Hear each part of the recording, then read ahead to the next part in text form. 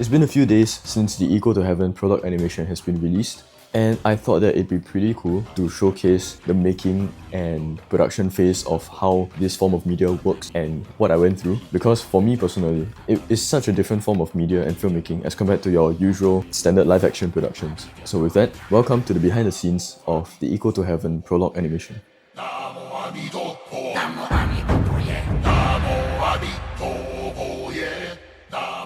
Okay, so this video is going to be split into different parts for you to watch. Each part is going to contain a different sort of information containing the making behind this animation. You can use the timestamp below to view which chapter you want to watch first or which one interests you the most. Whichever it is, I'm thankful for your support nevertheless, and thank you for watching the animation and clicking onto this video. Without further ado, let's get into it. Okay, so to start, let's get familiar with some characters. So the key characters are of course Sun Wukong himself. We have the Jade Emperor, who is the ruler of the Celestial Court. Celestial Court in this story is sort of like the heavens. We have Buddha himself, who is actually the narrator, and the golden hand that you see in the sequence.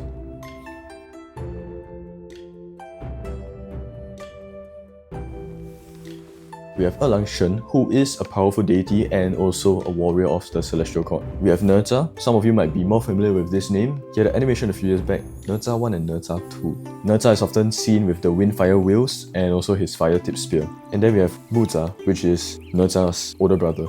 And we have three prominent Yao Guais, which are the Blue Demon King, Numo Wang, the Yellow Wind Sage, and the Black Wind King. Now these three Yao Guai characters are taken from Journey to the West and are going to be playing a very vital role in the Equal to Heaven story. And then we have the characters from Journey to the West, which are Tang Shen, Zuba Jie, and Sha Wujing, and they appear briefly in the story. Okay, so now on to the story of the animation. So this animation delves into Wukong's origins, mixes in a little bit of my stories, and events that happen in COT. Okay, so at the start of the animation, at the top of Mount Huaguo, there was a magical rock. A gust of wind blew and the rock split in half, and within that rock, Sun Wukong came out. He was birthed from the magical rock itself. Now, when Sun Wukong first came out of the rock, he wasn't just any normal monkey, he was a really strong one. So the moment Wukong came out of his shell, he opened his eyes, there was two golden beams of light that shined across the whole sky, and for a second even blinded the Jade Emperor. That explains the transition that when he opens his eyes, there was this fade to white cut. That is actually to show the two golden beams of light. It's just that I didn't make it golden, I made it white. So in the forest, Wukong found other monkeys, not like him, so just normal, ordinary monkeys. They had no king, no leader, and there was this massive waterfall. So they put up a challenge to every single monkey that if any one chimp can make it through the waterfall, they will be declared the Monkey King. And Wukong, being Wukong, he jumped through the waterfall and made it, and discovered a hidden cave, and so that allowed him to be titled the Handsome Monkey King, as seen by the other monkeys in the forest. Subsequently, he went on his own journey, went to defeat many Yao Guais, faced many obstacles. As seen by the different framings, we saw him killing a giant beetle Yao Guai. We also see him fighting 4 particular dragons. These dragons were actually meant to represent the 4 dragon guardians of the Eastern Sea. So at this point in time, this is where I twist the origins a little bit. To get his armor, what Wukong did was that he fought the 4 dragons of the Eastern Sea, claimed the armor, and from that he took his famous weapon, his Jinggu Bang, from the depths of the sea, since the origins of the Jinggu Bang was to measure the depth of the ocean. And so after gaining so much power, killing so many Yao Guais and deities and sorts, he was finally noticed by the Jade Emperor, and the Jade Emperor, being the ruler of the Celestial Court, invited Sun Wukong to stand by their side. So when Wukong arrived at the Celestial Court, the Jade Emperor assigned him a role called the Keeper of the Heavenly Horses. It seemed cool, but in truth it's the lowest tier job that any deity could have in the Celestial Court, which is to simply just become a stable boy, someone who looks out for horses. And when the Jade Emperor was having a party, Wukong realized that he wasn't invited, and that of course caused him to be angry, started fighting, and the Celestial Court sent out guards to subdue Wukong. But of course they failed. So at this point in the story, I took yet another twist of it. So in the frame you can see Wukong still managing the horses, but at the background you can see there's a party, and that's when the different frames and paintings come out of people partying in ancient China, supposedly in the Celestial Court. So Wukong goes through the many emotions of sadness, disappointment, and anger, and that's when I cut to a fight between him and Nerza. Nerza being a warrior of the Celestial Court in this story. So after Nerza is knocked out, Erlang Shen appears. Erlang and Wukong would fight for days, and Buddha would intervene, trap him under the rock for 500 years. Then Tang Shen arrives, frees him. Journey to the West story kicks off. Now, in the events of Journey to the West, he faced 81 tribulations, and that's when we have like the different Yao Guais and challenges and demons that they faced. 3 of which that I picked will be the Black Wind King, the Yellow Wind Sage, and the Bull Demon King. Now, these 3 demons are going to play a very, very vital role in the film The Equal to Heaven. So after the whole events of Journey to the West, Wukong is titled by Buddha himself as the victorious fighting Buddha, and Wukong ultimately gains enlightenment.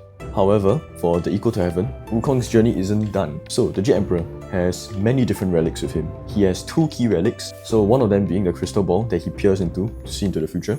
The other one is going to be one that plays a very, very vital role in the Equal to Heaven story itself, which is called the Beat of Tails. So the Jade Emperor peers into the future, and well, to sum it up, Yao Guais will disappear. In our modern day and age, we don't see Yao Guais around. So the visions of the future showed to the Jade Emperor that the extinction of the Yao Guais are inevitable, and that leads to the purging and killing of the different Yao Guais. And because Wukong is a Yao Guai himself, he feels attacked in a sense, and of course enraged. He stands up for his kind, fighting thousands of celestial court guards, and that leads to the frame whereby we see Wukong standing on top of the piles of bodies of celestial court guards and demanding answers as to why they are killing the Yao Guais. And so the celestial court doesn't answer Wukong, and so he resorts to 3 Yao Guais: the Black Wind King, the Yellow Wind Sage, and the Bull Demon King. Reason why I picked these 3 Yao Guais is because each of them explore a different element. The Black Wind King is Black Wind, the Yellow Wind Sage is mainly sand, and the Bull Demon King is brute strength. And so Wukong manages to convince the 3 Yao Guais to stand by his side to fight for their own kind. The Celestial Court retaliate with Langshen, Neza, and Muza, and then 4 figures at the back, which are giants. They are the 4 heavenly kings. And at the ending frame, all of them fight, and that finishes the prologue animation, and then would link directly into the story of The Equal to Heaven. I'm going to explain it in a very brief way. The Equal to Heaven follows the concept of Wukong being transported into modern day and age Singapore, and he's going to face the challenge of what it's like being a mortal human being. Now, the reason why he's going to be sent to Singapore or to modern day Earth is because one of the Jade Emperor's relic, which is his Beat of Tails, was stolen amidst the battle against the Celestial Court and the 4 Yao Guais. And the Jade Emperor would send the Bull Demon King, the Yellow Wind Sage, and the Black Wind King down to Earth as a punishment for their actions against the Celestial Court. However, for Wukong, since Wukong had a place in the Celestial Court, he is given and offered a chance of redemption to reclaim the Beat of Tails from whichever Yao Guai took it and to return to the Celestial Court. That way, Wukong will be able to gain his freedom and gain his powers again. So the Jade Emperor would send Wukong straight down to Earth as well, and he would just so happen to land in Singapore, modern day contemporary Singapore. So that's basically the concept of The Equal to Heaven, which is Wukong as a mortal facing the challenges of what a mortal human being would face. So that is how the prologue animation would link to the main story of The Equal to Heaven, which is going to be a feature-length film composing of different elements and also going to have some references and Easter eggs leading to the animation and also to his origins and journey to the West.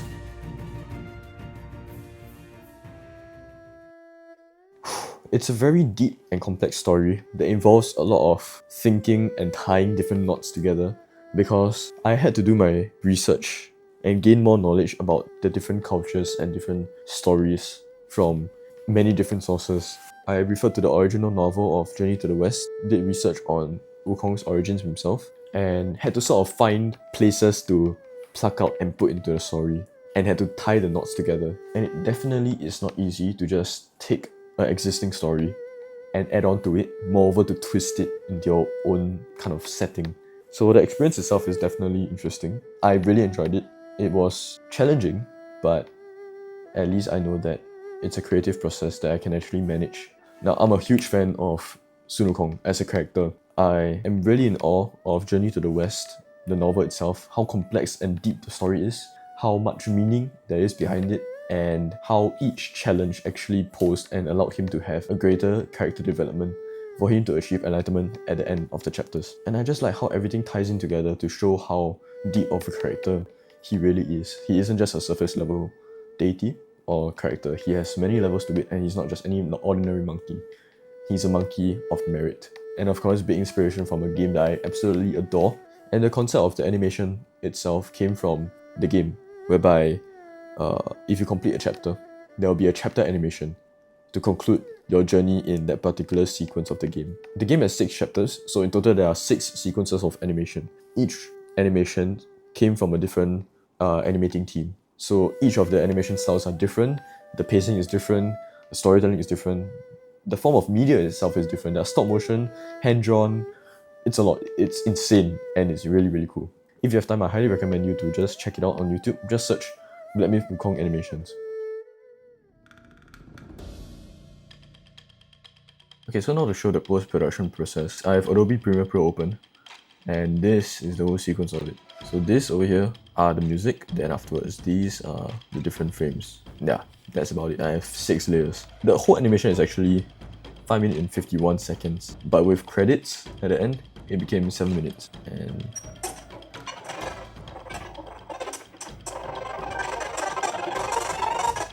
yeah, that is without the voiceover and without the subtitles as well, and of course the credit. How the animation worked? Basically, it's a lot of keyframing. It's just all keyframing. Now, what is keyframing? A visual representation would be, example, this is your frame. You have this at frame 1, you keyframe it to here. So at the start of the clip, you mark it here.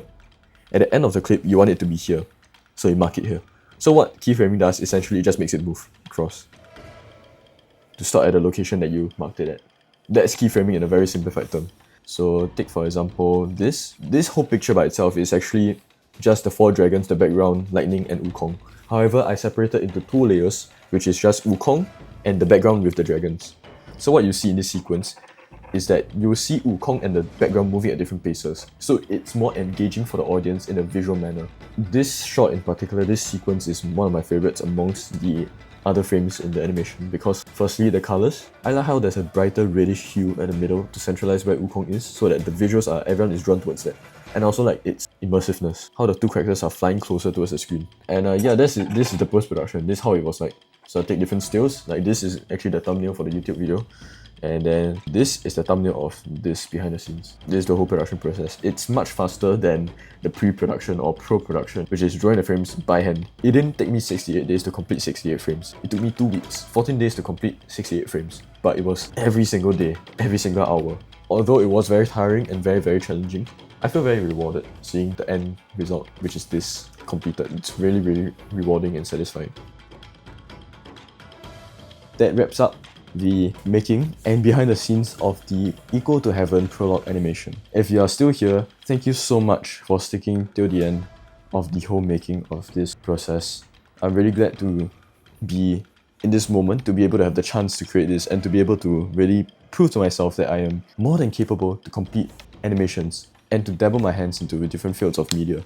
It's really an eye-opener. I have so much more respect for animators all around the world. It's not easy, but with enough passion and mental stamina, I think it's definitely achievable for anyone and everyone who wants it. Very grateful to the people around me, my family for supporting me, and my sister for lending me her iPad to draw the animation on, my mum for just encouraging me the whole time, and you as an audience, thank you so much for being here to support me. Very, very grateful for it. No amount of words can surpass the amount of gratitude I have towards you guys, and I'll see you guys in the next one. Thank you so much for the support. Take care. Bye bye.